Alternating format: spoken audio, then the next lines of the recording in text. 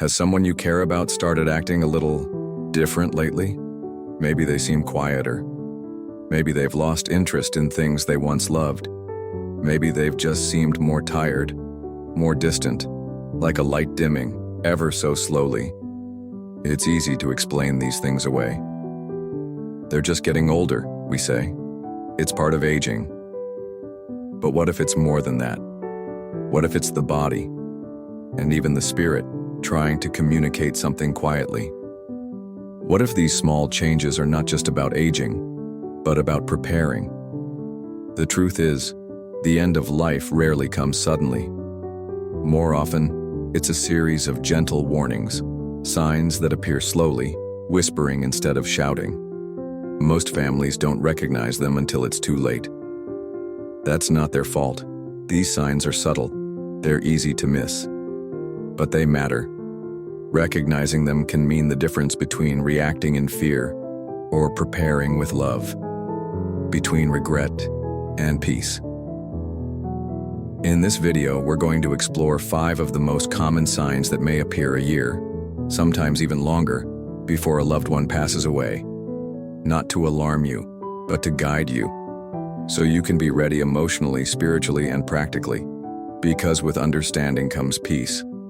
And with peace comes the chance to make the most of whatever time remains. Let's begin. One of the earliest signs, and perhaps the most overlooked, is a quiet retreat from the outside world. Your loved one may stop reading the newspaper. They may no longer ask about politics, family news, or what's happening with the neighbors. Conversations that once sparked their curiosity now seem to pass over them. This disinterest can seem harmless at first. We assume they're just slowing down. But often it's a deeper shift, a subtle pulling away from the physical world. It's as if the mind is beginning to prepare for something beyond this life, and the external world no longer holds its usual pull. You may notice them sitting quietly for long periods, simply staring out a window. You might find they forget what day it is, not because they're confused, but because days no longer seem to matter much. This inward turning is natural. It's not a failure.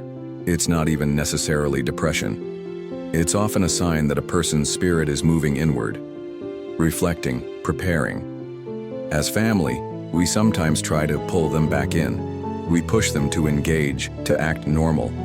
But what they often need isn't stimulation, it's presence. Quiet companionship. The comfort of knowing they are seen and loved, just as they are. Another gentle warning comes in the form of emotional changes, and these can vary widely. Some people nearing life's final stage become more irritable. Little things frustrate them. They may snap or withdraw more easily. Others, though, become incredibly serene, almost peaceful, even in the face of pain. Why do these shifts happen? One theory is that, deep down, people sense something is changing, even if they can't name it. And when we sense loss, of health, of independence, of time, emotions rise. Irritability can be the body and mind protesting the slow decline. Peacefulness, on the other hand, may emerge when someone begins to let go. It can be a sign that the person has come to terms with what's happening, even before they fully acknowledge it out loud. Watch how they respond emotionally to daily life. Are they more sensitive than before? Quieter? Do they cry at unexpected times or laugh in moments that used to anger them? These aren't just mood swings. They're often reflections of a deeper transition. And they're your cue to listen, not just to what they say, but to how they feel. Has someone you care about started acting a little different lately? Maybe they seem quieter. Maybe they've lost interest in things they once loved. Maybe they've just seemed more tired, more distant, like a light dimming ever so slowly. It's easy to explain these things away. They're just getting older, we say. It's part of aging. But what if it's more than that? What if it's the body, and even the spirit, trying to communicate something quietly? What if these small changes are not just about aging, but about preparing? The truth is, the end of life rarely comes suddenly. More often, it's a series of gentle warnings, signs that appear slowly, whispering instead of shouting. Most families don't recognize them until it's too late. That's not their fault. These signs are subtle. They're easy to miss, but they matter. Recognizing them can mean the difference between reacting in fear or preparing with love, between regret and peace. In this video, we're going to explore 5 of the most common signs that may appear a year, sometimes even longer, before a loved one passes away. Not to alarm you, but to guide you, so you can be ready emotionally, spiritually, and practically. Because with understanding comes peace, and with peace comes the chance to make the most of what sleep, or rather how a person sleeps, can say a lot about where they are on life's journey. You might notice your loved one begins sleeping more during the day. They may take longer naps, or they may start waking in the night, restless or confused. What's especially fascinating and moving are the dreams. Many people in the months before death report vivid, emotional dreams. They may dream of people who've passed, of comforting places, or of peaceful transitions.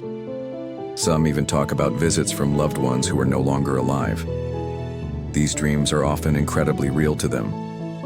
And while modern science may struggle to explain them, many hospice nurses and end-of-life caregivers have observed these patterns for years. Rather than dismiss these stories as hallucinations or confusion, consider listening with your heart. These dreams are often comforting to the person experiencing them. They may represent closure, preparation, or spiritual readiness. Support restful sleep. Allow for naps. And if they share a dream that seems meaningful to them, simply listen. You don't need to explain or analyze, just be present. As the body begins to slow down, changes will appear, sometimes subtly, sometimes all at once. You may see weight loss, not just from eating less, but because the body is no longer processing nutrients the same way. The skin may look thinner, bruising may happen more easily, the hands and feet may grow cooler to the touch. You may notice they tire faster. A walk to the mailbox leaves them winded.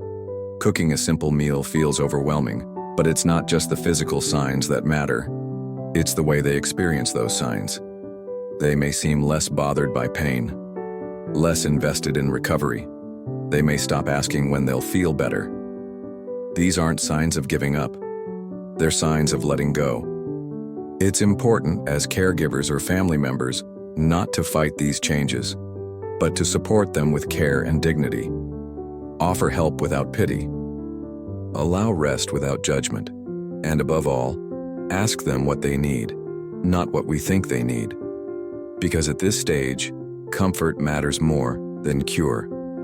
Dignity matters more than diagnosis. As life begins to wind down, many people develop a deep desire to reconnect. Not necessarily to fix past mistakes, but to bring peace to relationships, to speak things left unsaid.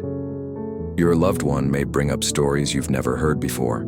They may talk about people from the past, or express regrets and longings they've held onto for years.